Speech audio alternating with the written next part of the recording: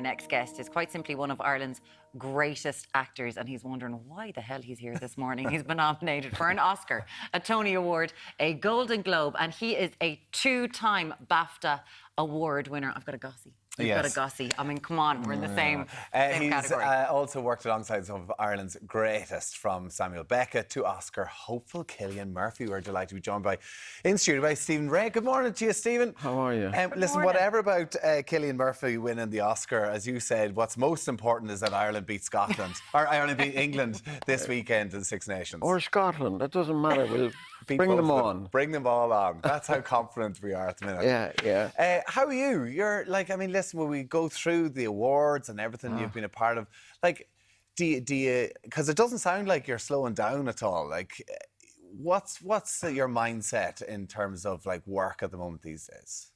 Well, I like work. I like this. Work has always had more structure for me than life, if you know what I mean. You know, you go in the morning, you know who the people are, and then you can get away from them in the evening and all that, you know. So it's really.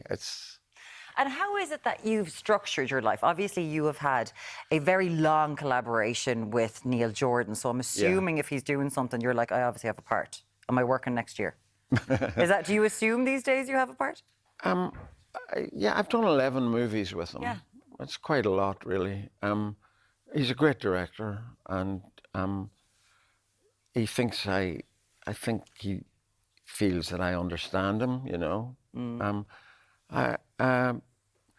But he's finding it harder to get movies now, you know. I think, oh God, if he hears this, he'll be annoyed with me. But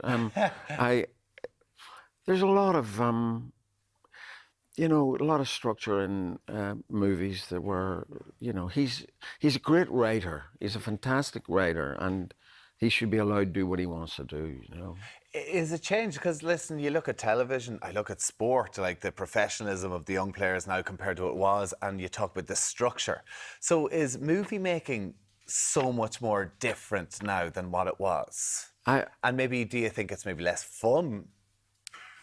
I think, well, I've done a lot of movies, so it does get less fun. And I did a series last year in England, and I won't even, but I didn't even understand it. What was it?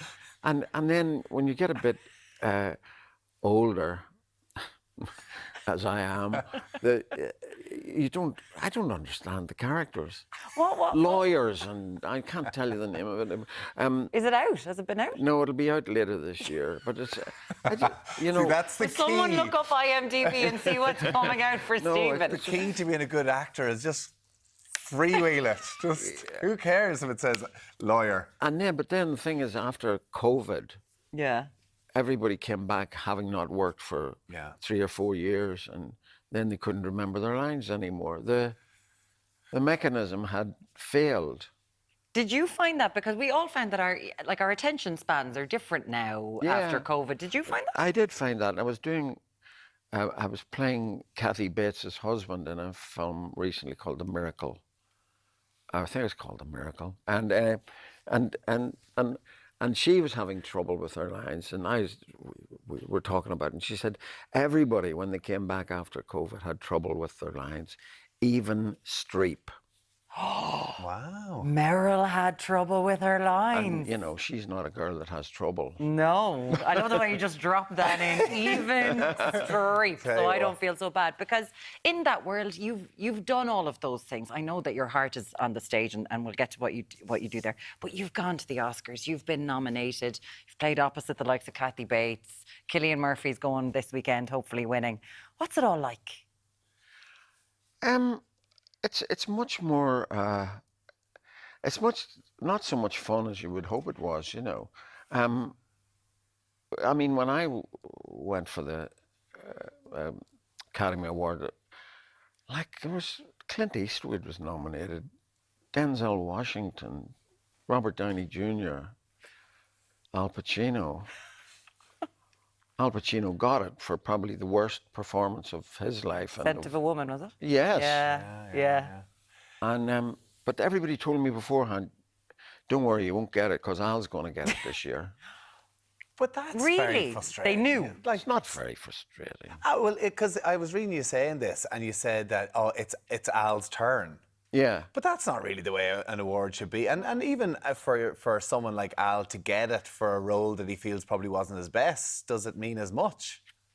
I think it means as much in terms of what your agent asks for the money afterwards, you know. That always helps, doesn't it? Yeah. I know. But I have talked to, I remember reading something from, oh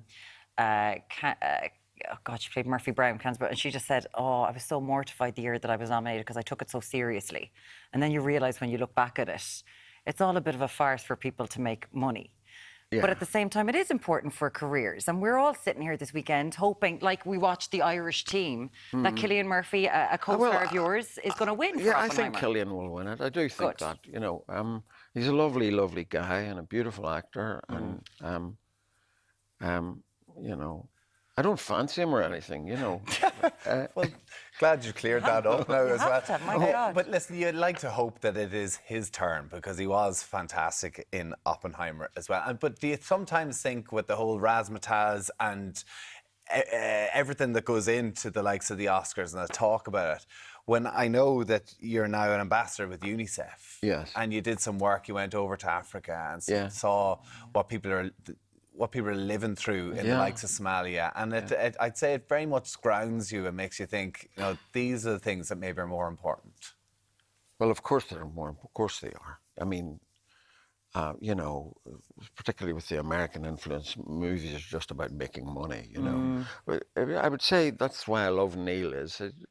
He's not averse to money, but he's really, his scripts are beautiful. You know, and like about quite the art. important. And yeah, and like The Crying Game was an important movie about Yeah, Fantastic. identity. absolutely. You know? And so I don't know that that's what it's like in America anymore, do you know? Yeah. But yeah, the UNICEF thing is, well, we have to look after the children, you know? And the thing I felt, say, in Somalia was that those people are suffering from the effects of climate change. And they are not responsible for climate change. If you go and see the traffic out on that road coming here, we're responsible for climate change, you know, and the effects on people who can't do anything about it. And they're suffering terribly there, really terribly. And people they have drought and famine and floods. So it's, I mean, we went to a camp where this woman with her children had walked for 2 weeks to get there. One of her kids had died, and she was trying to feed, to breastfeed her youngest child, and she hadn't had a meal herself. She had nothing to offer the child, you know. This is just, you know, we've got over the poverty problem. And, well, Yeah. a lot of people will not agree, but the extremes of life that existed here have gone a bit, haven't they? And it's time that we have to be. It's not just about oh God, the poor farmers have to plant different things. We have to change our attitude to climate change because we're causing problems for the rest of the world. How do you, when you talk about things like that, because often you can see that people will be like, oh, you know, famous actors, what do they know about real life? They know about anything. You know, but you're a human who lives in the world, who has a right to vote like everybody else. Do you think that that people fobbing you off in that way, does that get incredibly annoying? Because you've got a voice, you may as well use it. I know, well, yeah.